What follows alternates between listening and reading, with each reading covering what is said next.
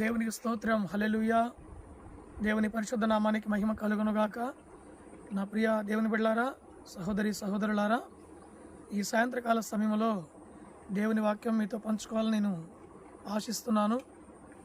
పరిశుద్ధ గ్రంథమైన బైబిల్లో నుండి జకర్యా గ్రంథము 4వ అధ్యాయము 6వ వాక్యాన్ని మనం గమనిస్తే, శక్తి చేతనైనను బలము చేతనైనను కాక ఇది నా ఆత్మ చేతనే జరుగును అని దేవుని వాక్యం మనతో చక్కగా మాట్లాడుతుంది. అయితే దేవుని యొక్క శక్తిని బట్టి, దేవుని మహాకృపను బట్టి ఆయన ఎన్నో కార్యాలు చేసే దేవుడు. శక్తి చేతనైనను బలము చేతనైనను కాక ఇది నా ఆత్మ చేతనే జరుగును అని వాక్యం సెలవిస్తుంది.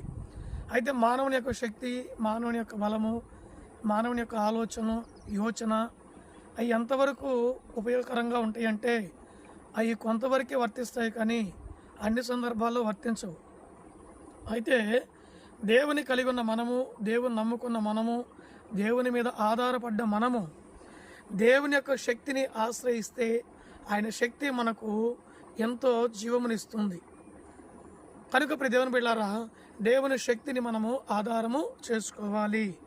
అయితే దేవుని యొక్క ఆత్మ అనగా పరిశుద్ధాత్మ దేవుడు ఎన్నో కార్యాలు మన పక్షమందు చేస్తూ ఉన్నాడు, మన బిడ్డల పక్షమందు కార్యాలు చేస్తున్నాడు. బైబిల్లో ఒక మాటను మనం గమనిస్తే, న్యాయాధిపతులు 7వ అధ్యాయంలో గిద్యోను గురించి ఒక మాట చక్కగా రాయబడి ఉంటుంది. మిద్యానీయుల మీదకి గిద్యోన్ని యుద్ధానికి వెళ్ళమని చెప్పినప్పుడు దేవుడు ఈ గిద్యోను ఇంచుమించు 30,000 మందిని తీసుకొని వెళ్తాడు. అయితే దేవుడు నా బలపరాక్రమము కనుపరచాలి అంటే ఈ 30,000 మంది ప్రజలు కూడా ఎక్కువే కనుక ఇందులో కొంతమందిని వెనక్కి పంపించేయమంటాడు. గిద్యోను 20,000 మందిని వెనక్కి పంపిస్తాడు. అదురుతోనూ బెదురుతోనూ భయంతో ఉన్నవారిని పంపించమన్నప్పుడు పంపిస్తాడు. ఆ తర్వాత 10,000 మంది ఉంటారు. ఆ 10,000 మందిలో ఆ నీటి దగ్గర తీసుకెళ్తాడు. ఒక లోయలో నీళ్లు పారుతుంటాయి.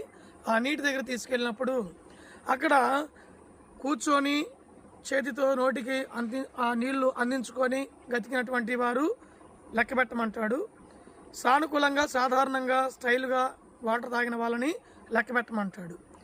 వాళ్ళని ఎలా లెక్క పెట్టినప్పుడు ఈ కుక్క గతికినట్లుగా తాగిన వారు 300 మంది వస్తారు.